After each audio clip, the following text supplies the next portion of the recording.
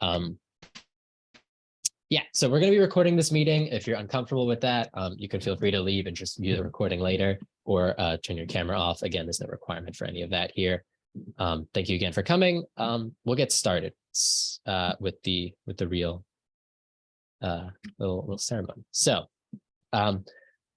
I wanted to touch on this first because I think it's one of the most interesting parts of Steel City Hacks for you guys. We have a bunch of workshops running only this week. They're going to be all virtual, all online. Every single workshop has been scheduled so far. You can view our schedule linked on our dev post. It's on the main page. I believe it's under like our basic event information. It's right above submission information. Let us know if you have difficulties finding our schedule workshop schedule. The only one that's not scheduled yet is our college Q&A panel because our Ivy League panelists are quite busy as it's sort of like right up before finals week. And we're trying to finalize and iron out a date for them. But rest assured, we'll have them and we'll let you guys know as soon as that date and time becomes available. So if you don't make any of these workshops, no problem. If you can't make them, we will have participants will receive videos and recordings of everything. Okay. The workshops we do have, I'll talk briefly about them in case you're sort of on the edge of whether or not you want to come. Hardware and Intro to CS Theory is going to get behind a little bit of the mathematics of computer science, like the very basic principles, which is all about Boolean algebra and logic gates. And then you're going to discuss sort of circuits that are built with those logic gates that actually comprise physical computer hardware. That's going to be led by Emmett, who's my co-host for this meeting. Next, we have Intro to Machine Learning, which is going to be co-led by a few people, including Emmett. That's going to be almost exactly as stated. You guys are going to get an introduction using Python to TensorFlow, to MNIST, if you've ever heard of that. It's a nice little data set that's going to allow you to sort of like recognize text. That's a great place to start if you've always been interested in machine learning and data science stuff, but you've never gotten around to it. We have a Git and collaborative coding workshop, which I'm going to be hosting tomorrow, along with Ayan, who's also in this meeting. That's going to focus on collaborative coding, which is going to be a big part of this event for anyone who's actually in a team here. Of course, there's many different ways you can code collaboratively. It can be as simple as just like working on a file, saving it and sending it to a friend. But of course, there are plenty of softwares available to software engineers now that make this process really cool and great. And one of them is Git, which we're going to get all into just because it's pretty much a necessity to understand if you ever want to enter computer science in a professional capacity. And then, of course, we're going to have a Q&A, which is going to be an open panel. We have no agenda prepared in terms of things they want to talk about. But of course, I'm sure they have plenty of experiences to just discuss at random and at length. But if you have ever had any questions about the college admissions process or what those colleges are like, that's a great workshop to attend. Next up, I just wanted to, again, clarify some basic differences between the Ideathon and Hackathon. All these differences are available online. I just want to reiterate them. And also, this is a great place once I'm done talking for anybody to ask any questions that they might have. So because we've received several questions about this before, I want to make it clear that Hackathon participants will be submitting their code. So it is required that judges are available, that your code is available to judges, like every bit of it. But you won't be graded on it, as in judges will not run your code. They're not going to like analyze it in a really professional capacity. The main reason we're asking you to submit your code is just so that we can verify that what you're showing off in your presentation is your own original work, and that we can analyze the technical complexity of your code, especially if your project is looking really cool and you might be in having a shot for the technical complexity award. It's mostly just for verification processes. So I want to stress that we're not going to be like meticulously checking your code for bugs. You don't need to worry if it's not the most elegant, beautiful code you've ever written. We really care more about ideas in this hackathon in general and your creativity. And there's a little bit more emphasis placed on that through our judging process, through our prizes, through our grading system. But I just want to make everybody aware and emphasize that you do need to actually submit your code if you're in the hackathon. If you're in the Ideathon, you don't need to write a single bit of code, which gives you plenty of time to focus on your presentation. We'll get to the Ideathon prompt that you'll be addressing later. But you should focus on making a compelling pitch. It's going to be a video presentation. So see if you can make that interesting in any way while still maintaining some form of professionalism, but of course you don't have to be super stiff or strict or anything. And then we have a bunch of little fine prints available on our dev post. Does anybody have any questions about what I just said, or any general questions that have sort of risen up about the difference between our ideathon and our hackathon? I have a question that says, can we use an external software to make our project work? I'm not sure entirely what you mean by that. But as far as like, it depends on the external software. Again, the main idea of a hackathon is that you're coding, right?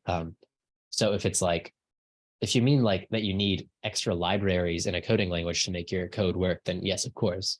If you mean that it might require another project, like it might hook into a different project, might be an extension of an existing software piece, then yes, although again, be sure that you're making that very compelling, a compelling extension. If you want to specify what you mean, the person that asked me that question, I'd be happy to try and clarify more. Can we do both? Unfortunately, no. Once you get to the actual submission process, you'll see that you have to choose. But what I will say is you are allowed at any point during the hackathon to switch from the ideathon to the hackathon tier. So if you are entering as an ideathon participant and you love your idea, you are welcome to start coding it and submit it in the hackathon. However, if you submit from try to go from the hackathon to the ideathon, your submission will just be automatically disqualified and you won't be able to win any prizes, unfortunately. This is just because we ask that we rather have you finish your submission for the hackathon and then just scrap your code and just come up with your idea only. Yeah, that the software you described, which is to connect clients to local service, that's for a messaging system, that's fine. If you want to provide even more details, you may, but from what you're telling me, that looks fine. So just to elaborate for everyone who's not the person I'm directly addressing right now, you are more than welcome to use external software as long as you're meaningfully either utilizing it in your project or extending it in some way if you're creating some kind of like extension.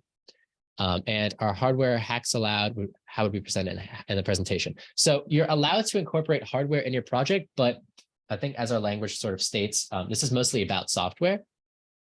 So you're allowed to have a piece of software that deals mostly with hardware, that operates on a particular piece of hardware, is designed to solve a problem utilizing only a particular piece of hardware or with a particular piece of hardware. But it's all about, in the end, the software. And we encourage you to sort of emphasize that in your presentation. So like if you were to make something about only, I don't know, I can't think of an example on the top of my head, I'm sorry. But yeah, you're allowed to incorporate hardware, but I want to emphasize that it's all about the software. Do we have to deploy our apps or can we just record it running on our device? That's just recording, running it should be sufficient. You don't need to you can show whatever you want in terms of your code running in the presentation. You have a week to sort of curate the best examples you can. Like I said, judges are not going to be testing your code in the sense that they're not going to try to deploy your code themselves. They're not going to test it for bugs. So you can show whatever you want in your presentation, as long as it's obviously the product of your code and you're demonstrating your code. But you don't need to have any emphasis at all on other people being able to run your initial prototype. Of course, you should be thinking in the long run and in your presentation about how other people might utilize your software once it would become, a mainstream product, like a real product. But what we're thinking about in this hackathon is prototypes. So you don't need to, it doesn't have to be perfect, doesn't have to be deployable, it doesn't have to be scalable. We just want the idea and a functional demonstration. Where do we submit the presentation and code? That's on DevPost.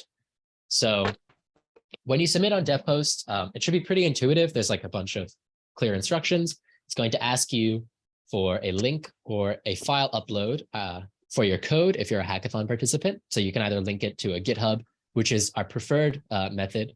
We really strongly recommend that you do this. But in the case that you are unable to, or it presents an extreme difficulty for some reason, you are welcome to just upload a zip file containing all your code as well. And then you will be submitting a link to a video presentation. We highly recommend YouTube for this. You can do Vimeo or something as well. Just record your presentation using whatever recording software you like, edit it however you want, and just upload it to YouTube or Vimeo or some other video sharing platform. Make sure it's publicly available. Don't do something like, just trying to share it with specific people. Just you can make it unlisted or public, so that we can all our judges can see it. And then you have the option to put that link in your DevPost submission and then submit it as well. Let me know if you have other questions about that submission process.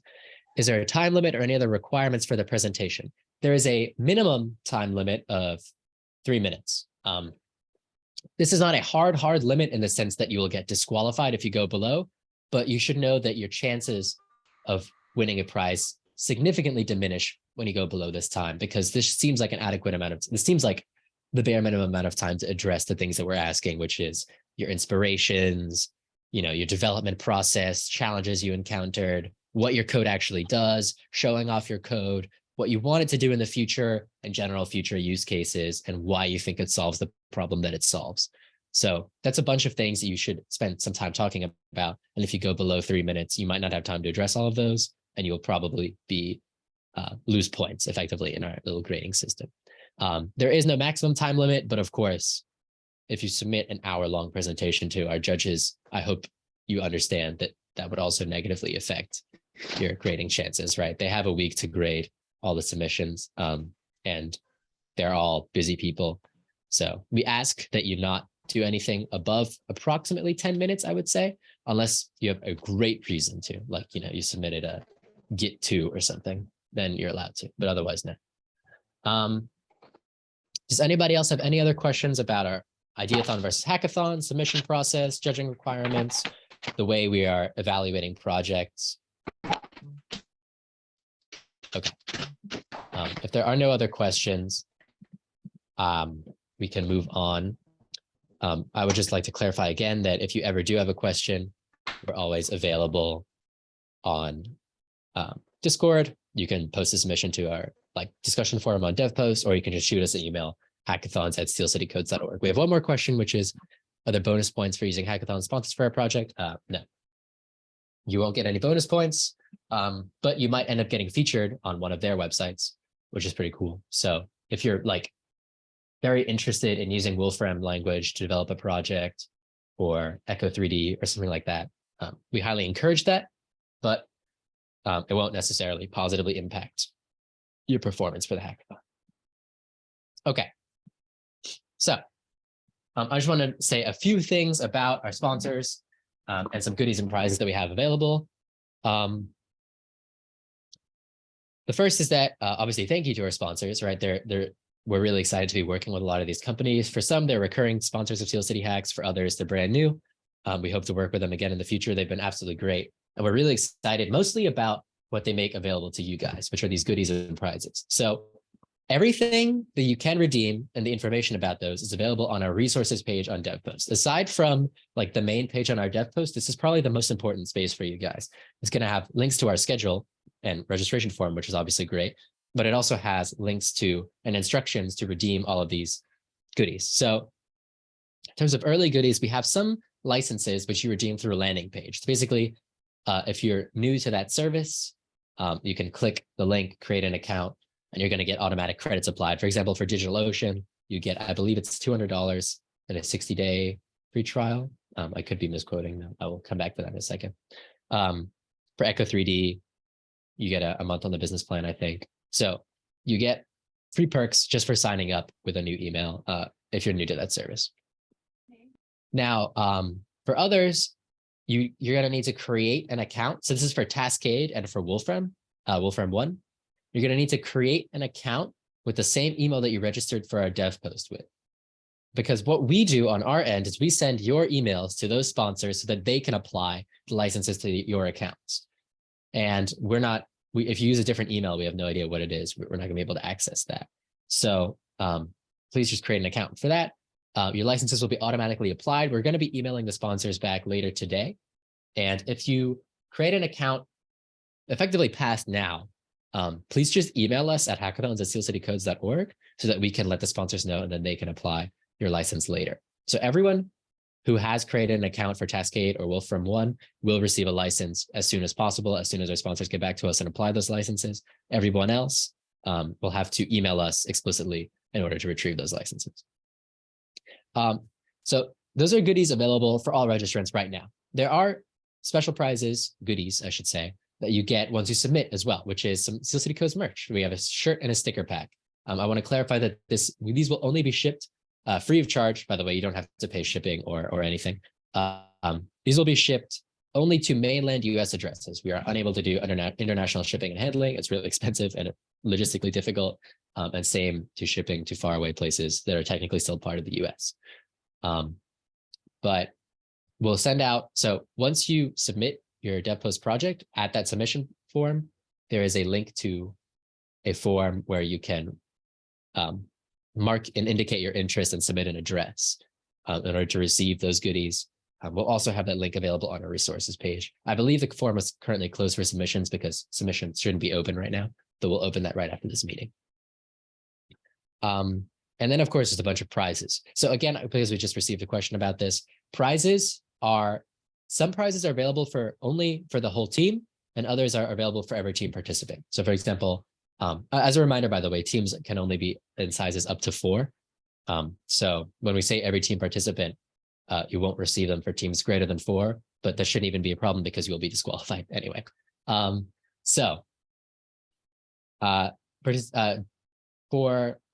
not going to go through them all actually, because you can see on our dev post, it states explicitly whether each prize is distributed within the team or to each team member. Team members are responsible themselves for deciding who gets what. We're going to reach out to all prize winners at the end of the event just to ask. We're going to CC every single person in the team so that there's no backstabbing or betrayals, but we're going to reach out and ask exactly who's getting what if we need to ship things to different places or hand things out to different people. So no worries about that. Does anybody have any questions about goodies or prizes that I've mentioned, or that might be on the web post, on the dev post website that I haven't addressed yet before I launch into a quick sponsored segment from DigitalOcean? Okay, if you are still typing in the chat, I'll go back and address it after this quick segment. So this is just a quick word from one of our sponsors, DigitalOcean. They're probably one of the coolest sponsors we've had. We had them last year too, or for our last hackathon too, because they provide like a really easy way to get a ton of computing power in layman's terms, right? They're a scalable compute platform with add-on storage, security, and monitoring capabilities. What that means is you get a bunch of features, you get a bunch of free computing power with those credits that we gave you for signups, and you get a lot of versatility in deploying your code. So if you're familiar with any of these words, you might start getting excited. Most people probably aren't, and I'm not going to go through and explain all of them to you. A lot of them are available on the DigitalOcean website. But what this essentially translates to is if you are a new coder, DigitalOcean has a ton of resources available on various wikis and resource platforms and stuff like that. And you can always email their support to familiarize yourself with any of these items, so that you can set up a really powerful computing platform, deploy your code, and do all the things you want to do with that extra power, even as a beginner. And if you're familiar with these, then I probably don't need to say much more, right? It's pretty exciting. So they have a bunch of data centers, which are actually basically right around where everyone, based on registrant data, where everyone is. We don't have too many registrants that are far from these places. They have more RAM and storage than you will literally ever know what to do with. And they just have a ton of computing power available at a low cost. The cost specifically for you guys is free, again, because you can sign up at digitalocean.com/developercloud. And you get, I believe the number is $200 now. These slides that they provided us are outdated, but it's still a 60-day free trial. I highly encourage it if you're trying to create a more professional application, either for this hackathon or in the future, or you just need a bunch of computing power, or you're just interested in understanding cloud computing because it is one of the fastest growing industries and sectors of computer science today. I'm not going to take questions about DigitalOcean right now, but I'm happy to stick around at the end of the meeting if you have any questions. And of course, you can email us or their support team. We will most likely refer you to their support team for technical questions. if you are interested in any of this stuff. So, do we have any further questions before Emmett starts talking about the Ideathon prompt? About anything I've mentioned so far, or about something unrelated, other than the prompts, of course, which we're going to get to in a second.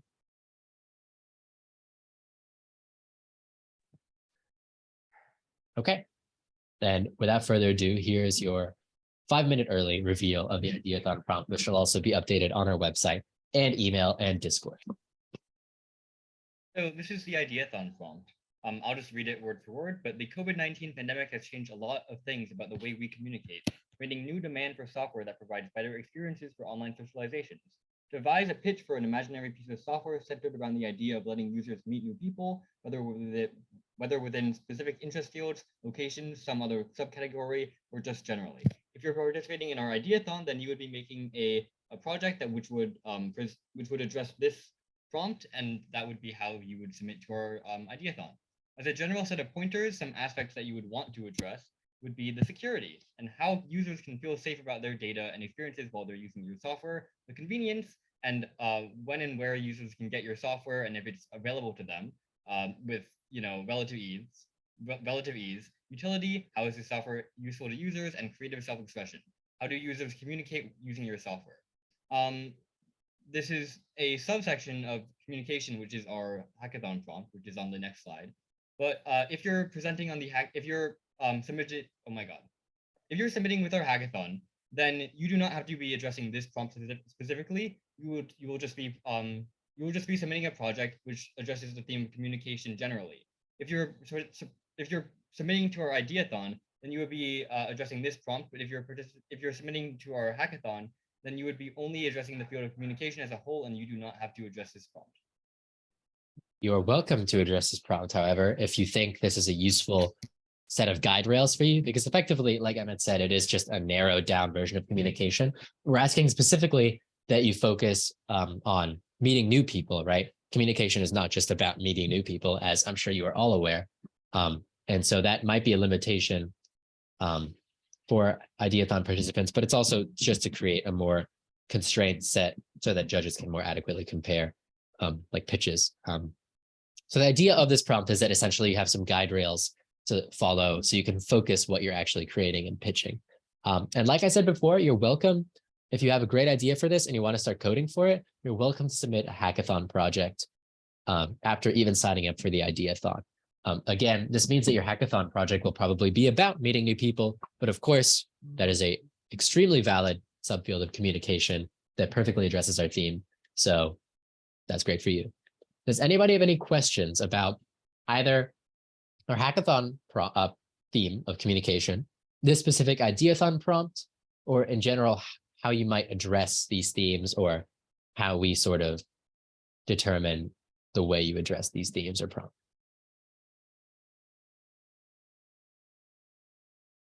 As a reminder, we will release these prompts again on DevPost, Discord, email, and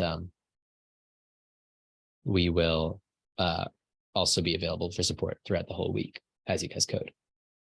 So by communication, we mean essentially whatever your interpretation of it is, right? Now, it's kind of a cliche when people say there's no wrong or right answers. That's truly what we are going for in this hackathon. But of course, in this event, I should say, it's a hackathon and Ideathon. But of course, like, it's all about your interpretation and how you explain that interpretation. So the goal of your presentation is you're creating a product that addresses this theme or this prompt. And you want to make it clear to judges how you are addressing it. You can interpret the word communication however you want. Social media apps are certainly a great way to communicate. They're a perfectly valid subfield of communication. There are also a ton of other ways to communicate. It's up to you how you interpret this prompt and that word. As long as you make that clear and that connection isn't super far-fetched, like,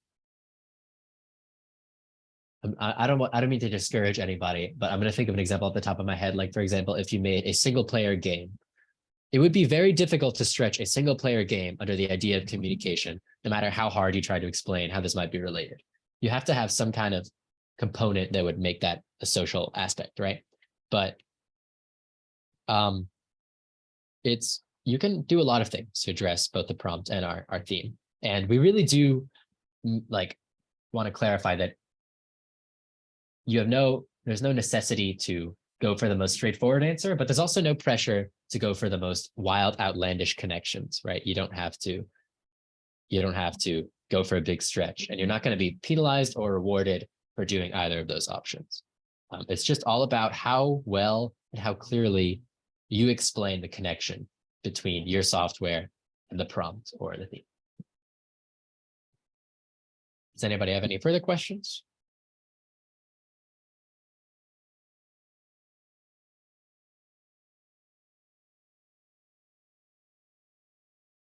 Okay, if there are no further questions, that's all we wanted to talk about for this opening ceremony.